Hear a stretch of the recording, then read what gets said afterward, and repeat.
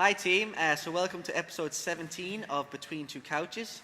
I'm joined here with Colin today. We're going to talk about why we talk about values here and the mental aim of your training and how sometimes it gets overlooked and why we focus on here at CFI.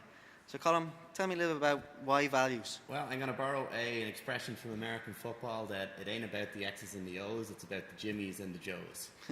Now, so in American football, what they mean by that is you need to have the personnel to succeed as a team.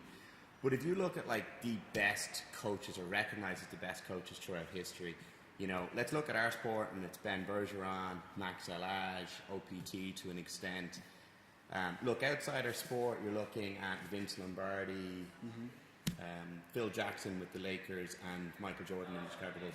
They all talked about building up the person and building up the team way more than they talked about the strategy and the bits and the bobs of like, oh well, if I get the bar right into my hips, or at what point do I flex my arm in the snatch, that's going to make a bigger difference versus, well, how do I break up the toes to bar in this workout? They talk about like the idea of becoming resilient. Loving the game was a big thing from Phil Jackson, focusing on the process.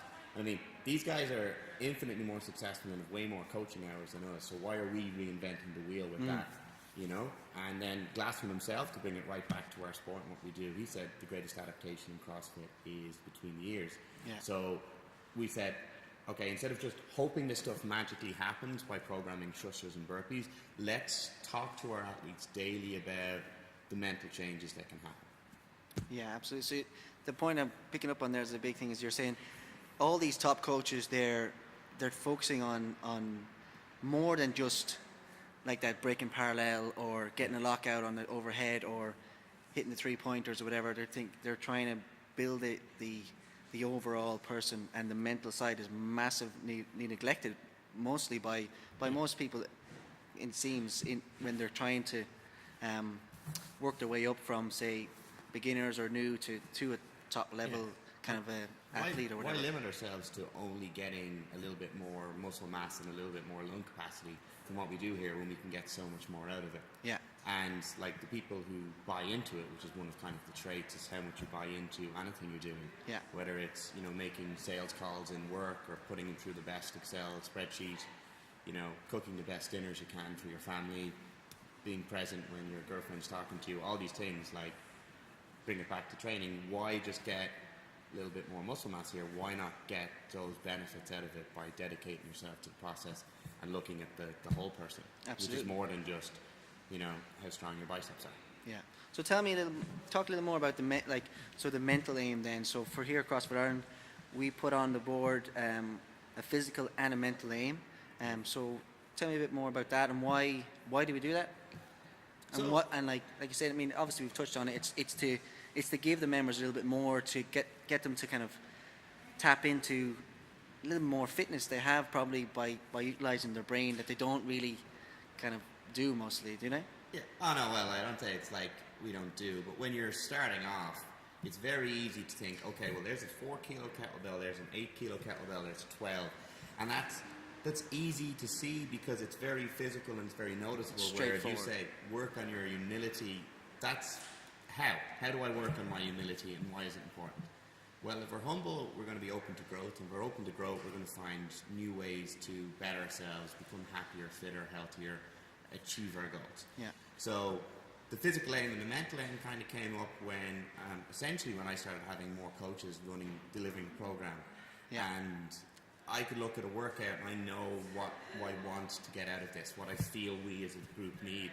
And then it used to be just like, hey Derek, I've done it, this is exactly what I think. Cool.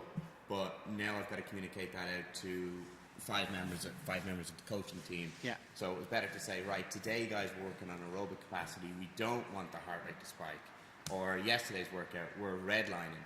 So everyone understands that you're going to push, there's going to be that moment. So yesterday was a great example. It was red line, and then there was humility, or positivity, wasn't it? You got to say, so you're going to red line, you're going to be in that kind of pain cave, and you've got to try and use your mental capacity to stay positive. Okay, yeah. I can do one more rep. I can keep moving. I'm not dying. I will be okay after the next 10 minutes, and so on. And that's then benefits the athlete to improve their performance and push themselves a little bit more even though they think their body is not capable of doing it.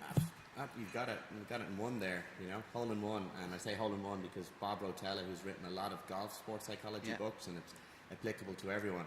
It's like, a positive attitude, isn't going to guarantee success. Nothing can guarantee success. We could do everything right, and a meteor could hit us, and we go out of business. Shit happens, right? Shit happens, Now our podcast is explicit. Bleep us out there. Sorry. We could do everything right and still not get our goal. But positivity is going to tip the odds in our favor towards success. If you're approaching the bar going, "There's no way in hell I'm going to make this," you're going to miss it at the hips. If you're like, "I'm going to go for it," you might catch it, you might not. And that positivity isn't. Sometimes when people hear positive thinking, they think it's all la la la, fairy kind of stuff. Yeah. Sun and unicorns. It's not. It's being that, okay, this is it, and this is how I can deal with it. So I did it yesterday, and I struggle with breathing and burpees. It's an area I'm working on. So I knew when I dropped that bar, my burpees slowed down. It's like, okay, keep pushing. Just 3 more and move the bar. Just 3 more and move the bar. Yeah. You can do this. Keep going.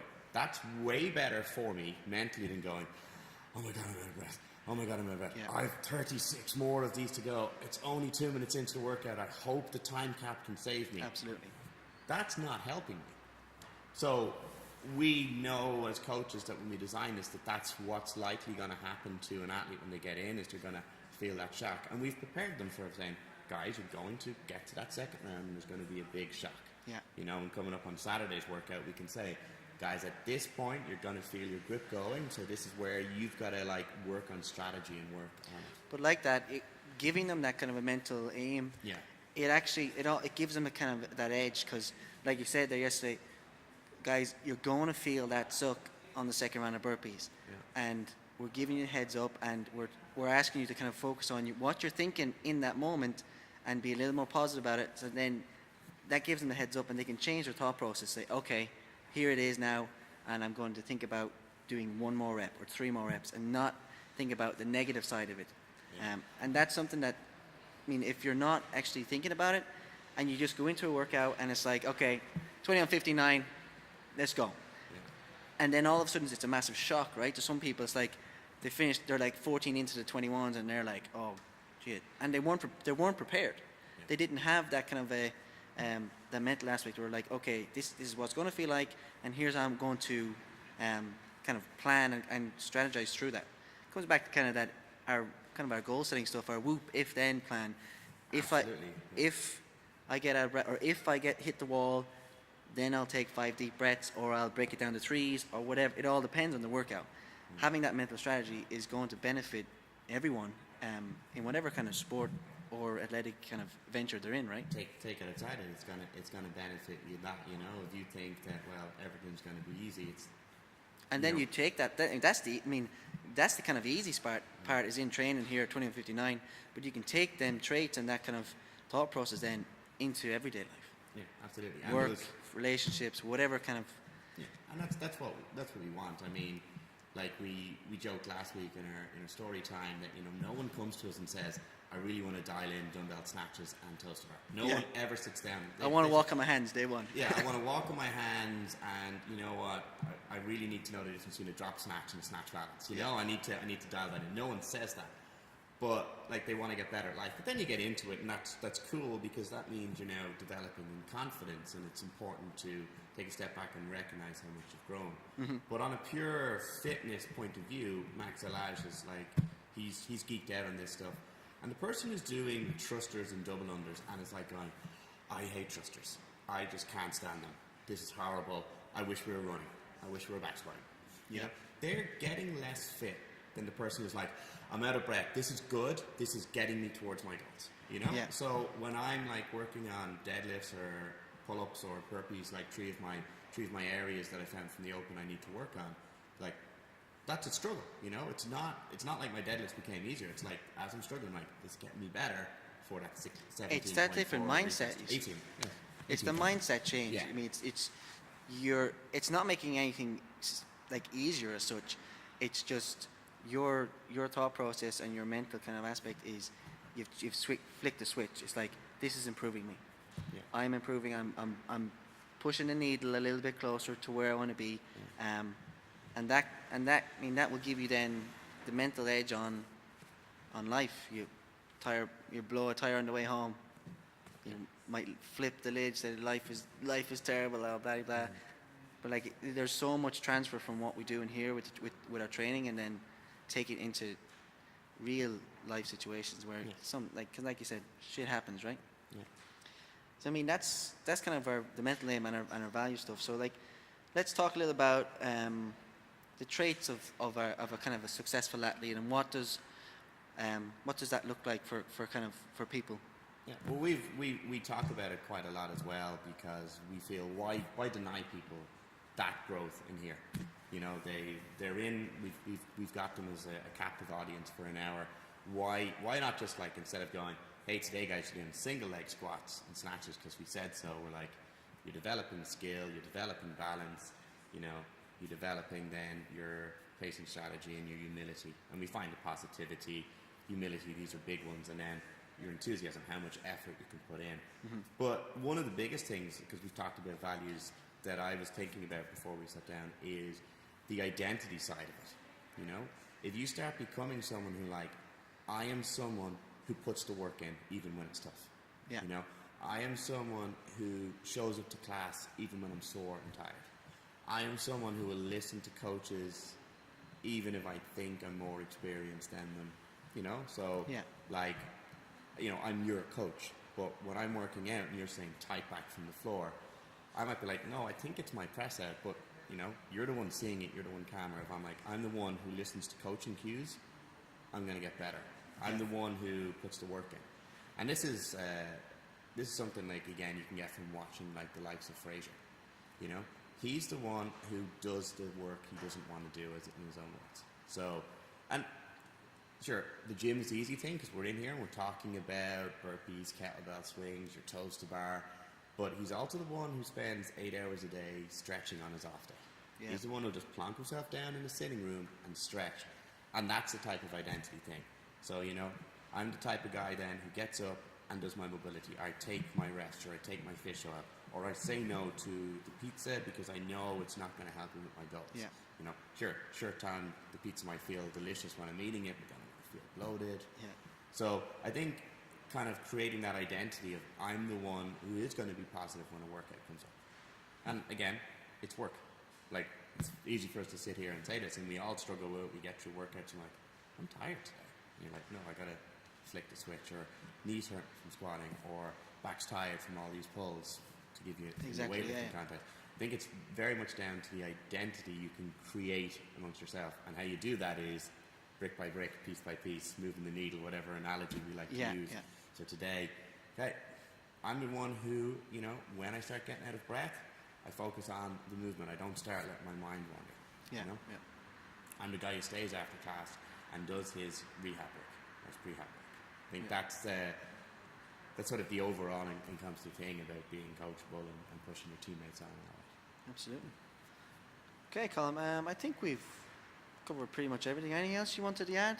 I know kind of running past our 10 minutes, getting to 15 minutes, so I'll wrap it up quickly because my director over there is smiling at me, looking completely unhappy.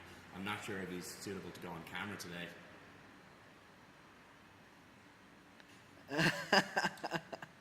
Yeah.